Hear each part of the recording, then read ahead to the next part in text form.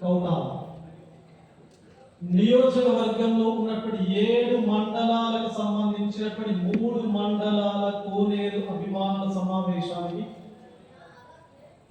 నన్ను పిలిచినందుకు ఫస్ట్ మీ అందరికి కూడా థ్యాంక్స్ చెప్తామని.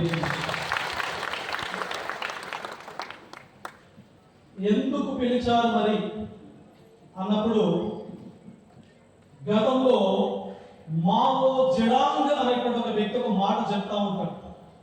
ఏం చెప్తుంటాడు అంటే, 100 పూలు వికసించని, 1000 ఆలోచనలు సంఘర్షించని ఒక అద్భుతమైనటువంటి ఉద్యమం పురుడు పోసుకొని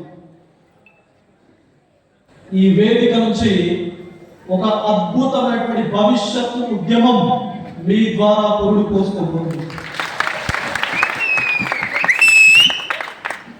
ఎవరి రూపంలో పురుడు పోసుకోబోతుంది అనే దానికి నేను ప్రత్యేకంగా వారి పేరు చెప్పాల్సినటువంటి పని లేదు. కోనేరంత మనసు, సిర్పూర్ అభివృద్ధి ప్రదాత, అక్షర ప్రేమికుడు, విద్యా కుసుమాల వారధి మన మాజీ ఎమ్మెల్యే మా అన్నగారు కోనేరు కోనప్ప.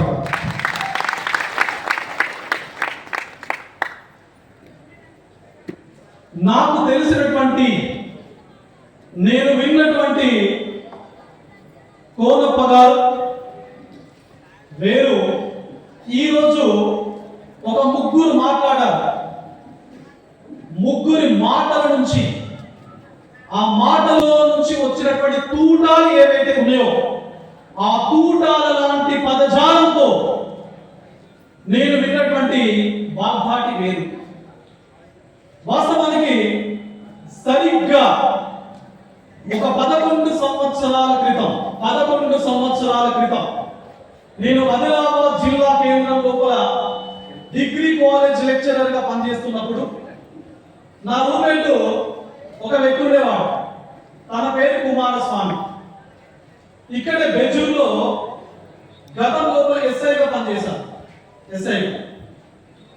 తర్వాత ప్రమోషన్ తీసుకొని సిఏ అయ్యాడు. నా రూమ్మేట్ తను. ఎట్లా ఉంది బెజూర్ అని చెప్పేసి అడిగితే, నువ్వు ఎక్కడికన్నావో,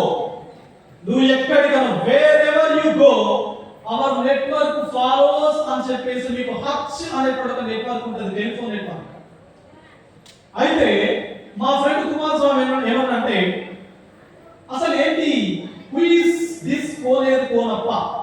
అప్పుడు అన్న నాకు పరిచయం లేదు కాబట్టి నేను అడిగితే ఆయన ఏమన్నాడంటే, ఆయన ఛార్జ్ తీసుకున్న తర్వాత, ఎస్ఐగా ఛార్జ్ తీసుకున్న తర్వాత ఎక్కడికి వెళ్ళినా, ఏ అడవికి వెళ్ళినా, ఏ ఊరికి వెళ్ళినా వాళ్ళు అడిగితే మీ సీఎం ఎవరు అని చెప్పేసి ఒక వ్యక్తిని అడిగితే ఆ వ్యక్తి నుంచి వచ్చినటువంటి సమాధానం మా సీఎం కోనప్ప. ఇదేంటి కదా అని చెప్పేసి ఇంకొక దగ్గరికి వెళ్ళి, అరే మీ ఎమ్మెల్యే పేరు ఏంటరా అని చెప్పేసి అడిగితే మా ఎమ్మెల్యే కోనప్ప. ఓకే, ఎమ్మెల్యే గారు కోనప్ప.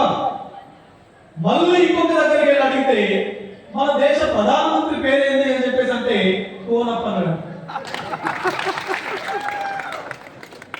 సో that indicates అది దేన్ని సూచిస్తా ఉన్నది అంటే, తన యొక్క స్ట్రాంగ్ కమిట్మెంట్, తన యొక్క స్ట్రాంగ్ విల్ పవర్ ఏదైతే ఉందో, ప్రజల పట్ల ఉన్నటువంటి అచంచల విశ్వాసం, ప్రజలకు తప్పనిసరిగా ఏదో కొంత సేవ చేయాలి అనేటువంటి ఒక ఆ కాన్ఫిడెన్స్ ఏదైతే ఉందో, ఆ కాన్ఫిడెన్స్ చెప్పినటువంటి మాటలే ఎమ్మెల్యే అన్న కోనప్ప పేరే, ముఖ్యమంత్రి అన్న కోనప్ప పేరే, ఈవెన్ ప్రధానమంత్రి అన్న కూడా కోనప్ప పేరే. అసలు నేను అండరైన ఫస్ట్, నేను షాక్ అయిన ఫస్ట్. ఎందుకు వచ్చాను మరి ఇక్కడికి ప్రసన్న హరికృష్ణ? ఎందుకు వచ్చింది ప్రసన్న హరికృష్ణ అంటే, నేను ఒక 6 నెలల క్రితం పట్టభద్రుల ఎమ్మెల్సీ ఎన్నికల బరిలో ఉన్నప్పుడు, ఎలక్షన్ల కన్నా ముందు ఒక మిత్రుడి ద్వారా, నిర్మల్కు చెందినటువంటి ఒక మిత్రుడి ద్వారా అన్నగారితో మాట్లాడాలి. మాట్లాడిన వెంటనే నేను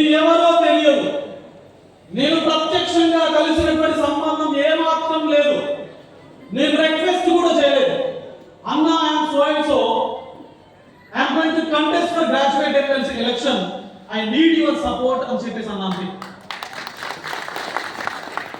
3 సార్లు ఎమ్మెల్యేగా పోటీ చేసి గెలిచిన వ్యక్తి, 3 సార్లు ఎమ్మెల్యేగా పనిచేసినటువంటి సుదీర్ఘమైనటువంటి అనుభవం ఉన్నటువంటి వ్యక్తి పెంచికల్పేట వెళ్ళి అక్కడ ఉన్నటువంటి యూత్ మొత్తం కూడా కూడగట్టి ఒక మీటింగ్ పెట్టి ఈ పర్టికులర్ సిర్పూర్ నియోజకవర్గంలో ఉన్నటువంటి ప్రతి పట్టభద్రునికి నేను విజ్ఞప్తి చేస్తున్నా, మీకు పాదాభివందనం చేస్తున్నా, దయచేసి ప్రసన్న హరీష్ని గెలిపించండి అని చెప్పేసి.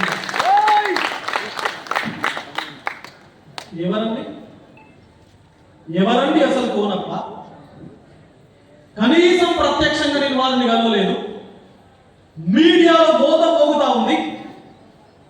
అంత పెద్ద మనిషి ఇంత చిన్న వ్యక్తికి పాదాభివందనం చేసి పట్టభద్రుల యొక్క ఓటు అడగాల్సినటువంటి అవసరం ఏంది అని చెప్పేసి రాష్ట్ర స్థాయి లోపల చర్చ జరిగింది. రాష్ట్ర స్థాయిలో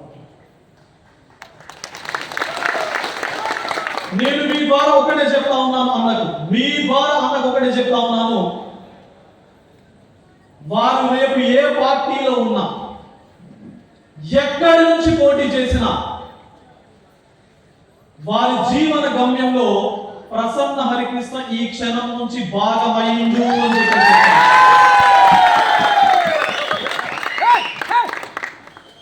3 రంగుల